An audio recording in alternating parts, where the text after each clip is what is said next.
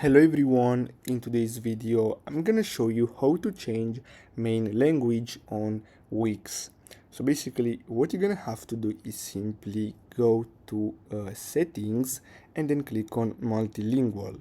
Now here what you're gonna have to do next is simply, so you're gonna have to simply, as you can see, main language, so you're gonna have to simply right click on it, and then we're gonna be able to change. So as you can see, we had region, or we can go to settings and we should be able to change the main language. So as you can see here, it's English, so you can click on add language and let's choose a random one. So I'm gonna go with so let's see, Japanese.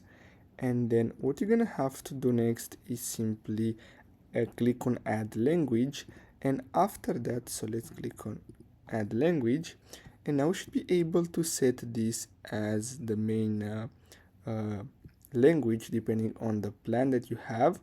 And basically that's all you have to do. So you can also change the flag. So as you can see, we have English. Let's click on this one here. So basically that's all you have to do. Thanks for watching, guys.